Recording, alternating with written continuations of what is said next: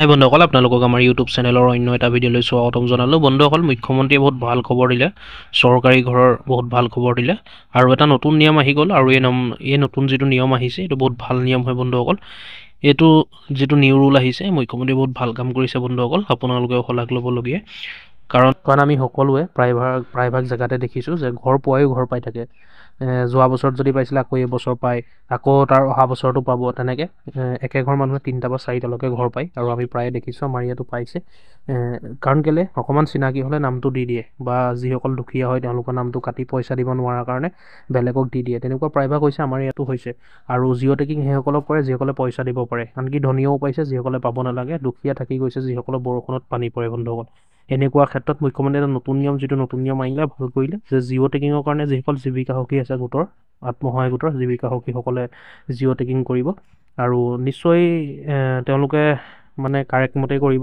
আশা এটা আছে যে তেওঁলোকে যদি জীৱিকা সখীসকলে যদি কৰে গোটৰ, তেতিয়া কোনো দুখীয়া মানুহ থাকি নাযাব বুলি আশা এটা আছে বন্ধুসকল। আৰু ঘৰ নোপোৱাসকললৈ ভাল খবৰ আছে, যিসকলৰ লিষ্ট অলৰেডি ওলাই গ'ল সেইসকলৰ পাছতো মুখ্যমন্ত্ৰীয়ে কৈছে যে চেণ্ট্ৰেলৰ পৰা, অৰ্থাৎ কেন্দ্ৰীয় চৰকাৰৰ পৰা যে আকৌ পাৰ্মিশ্যন লৈছে যে আকৌ এবাৰ চেক কৰিবলৈ বা আকৌ এবাৰ জিঅ' টেকিং কৰিবলৈ অনুমতি প্ৰদান কৰিছে যিসকল থাকি গৈছে। মুখ্যমন্ত্ৰীয়ে এইটো ভাল খবৰ দিলে মোৰ মতে। আপোনালোকে ভিডিঅ'টো শেষলৈকে চাই থাকক, সকলোখিনি কথা গম পাব বন্ধুসকল ভালকৈ, আপোনালোকে বৃহৎভাৱে জানিব পাৰিব। ভিডিঅ'টো খালি শেষলৈকে চাই থাকক। বহুত দুখীয়া মানুহে কয় যে আমি ঘৰ পাবলৈ এতিয়াও বাকী আছো। অসমত ৬২ লাখ পৰিয়াল আছে। ৬২ লাখ পৰিয়ালৰ ৩০ লাখ পৰিয়ালে প্ৰধানমন্ত্ৰী আৱাস যোজনাৰ ঘৰ পোৱাৰ পিছত আমি ভাবোঁ যে এতিয়াও ৪-৫ লাখ দৰিদ্ৰ লোকে ঘৰ পোৱাৰ প্ৰয়োজনীয়তা আছে। এই ঘৰ পাবৰ কাৰণে আমি প্ৰথম প্ৰক্ৰিয়াটো হ'ল যে মানুহজনৰ ঘৰটো যে কেঁচা ঘৰ, তাক প্ৰমাণ কৰিবৰ কাৰণে এটা জিঅ' টেগিং কৰিব লাগে। আৰু জিঅ' টেগিং কৰাৰ পিছত ভাৰত চৰকাৰে বিভিন্ন টেকনলজিৰ আধাৰত তাক নিশ্চিত কৰে যে এই মানুহজনৰ ঘৰটো কেঁচা ঘৰ হয় নে নহয়, আৰু কেঁচা ঘৰ হ'লে তেখেতক এখন তালিকাত অন্তৰ্ভুক্ত কৰে আৰু পৰ্যায়ক্ৰমে এই ঘৰ তেওঁলোকক আগবঢ়াই গৈ থাকে। অহা বছৰ এপ্ৰিল-মে মাহত আমি 3,80,000 ঘৰ পোৱাৰ লগে লগে আমি 2018-19 চনত যিখন তালিকা বনাইছিলোঁ সেইখন এডজাষ্টেড হৈ যাব। তাত আৰু এজনো ৱেইট লিষ্টত মানুহ নাথাকিব। তথাপিতো বহুত লোকে ঘৰ নোপোৱাকৈ থাকি যাব। সেইবাবে আমি ভাৰত চৰকাৰৰ পৰা এটা অনুমতি ল'লোঁ যে আমাক আকৌ এবাৰ জিঅ' টেগিং কৰাৰ কাৰণে অনুমতি দিয়ক। কিবা কাৰণত যদি কোনোবা বাদ পৰি গৈছে, তেতিয়াহ'লে আমি তেওঁলোকক শেষবাৰৰ কাৰণে এটা জিঅ' টেগিং কৰিব পাৰিম। কিন্তু জিঅ' টেগিং কৰিলে সাধাৰণতে গাঁৱৰ মানুহে আমাক আপত্তি কৰে যে পঞ্চায়ত আৰু গ্ৰামোন্নয়ন বিভাগৰ কৰ্মচাৰীসকলে 25-30 হাজাৰ টকা দাবী কৰে আৰু তেওঁলোকক যদি টকা দিয়া নহয়, তেওঁলোকে দৰিদ্ৰ দুখীয়া মানুহৰ ঘৰ জিঅ' টেগিং নকৰে। অভিযোগ কিমান সঁচা কিমান মিছা তাক আমি অনুসন্ধান কৰিব খোজা নাই, কাৰণ বহু অভিযোগ সঁচা হ'লেও তাৰ প্ৰমাণ নাথাকে, প্ৰমাণ নাথাকিলে চৰকাৰে ব্যৱস্থা ল'ব নোৱাৰে।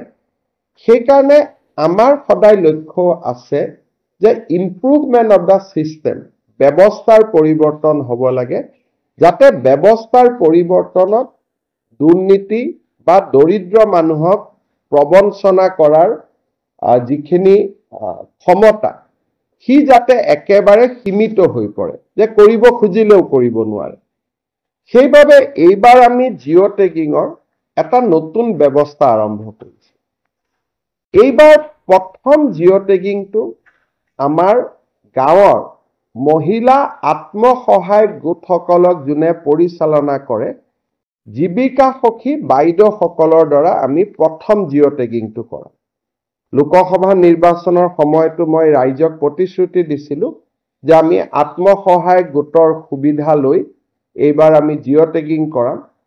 সেইকাৰণে আমি এইবাৰ নিয়ম কৰিছোঁ যে গাঁৱৰ জিঅ' টেগিং প্ৰথম ডিপাৰ্টমেণ্টৰ কৰ্মচাৰীয়ে নকৰে, আমাৰ জীৱিকা সখী বাইদেউসকলে আত্মসহায়ক গোটসকলৰ পৰা উপযুক্ত সহায় লৈ তেওঁলোকে প্ৰথম জিঅ' টেগিংটো কৰিব।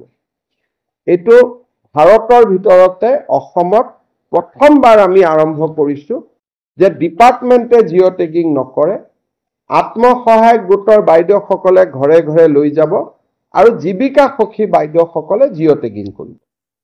আৰু তাতো আমি নিয়ম কৰিছোঁ যে সেইখন গাঁৱৰ জীৱিকা সখী বাইদেৱে টেগিং নকৰে, ওচৰৰ গাঁওখনৰ পৰা আহিহে তেওঁ টেগিং কৰিব। দ্বিতীয়তে, ইমানখিনি কৰাৰ পিছতো বহুতে ক'ব পাৰিব যে নহয় মোৰ তথাপিতো জিঅ' টেগিং নহ'ল। এইবাৰ আমি আৰু এটা ব্যৱস্থা কৰিছোঁ, সেলফ জিঅ' টেগিং। অৰ্থাৎ মোৰ ঘৰটো মই নিজে জিঅ' টেগ কৰি দিব পাৰোঁ। মোৰ ঘৰটো কেঁচা ঘৰ, ঘৰটোৰ মই ফটোখন লৈ মই নাম এড্ৰেছ লৈ জিঅ' টেগিং কৰি দিব পাৰোঁ। তাৰমানে আমি দুটা নতুন কাম কৰিলোঁ। এটা হ'ল সেলফ জিঅ' টেগিং, অৰ্থাৎ নিজেই নিজৰ ঘৰটোক জিঅ' টেগ কৰি দিব পাৰিব, আৰু আত্মসহায়ক গোটৰ বাইদেউসকলৰ সহযোগত জীৱিকা সখী বাইদেউসকলে জিঅ' টেগিং কৰি দিব।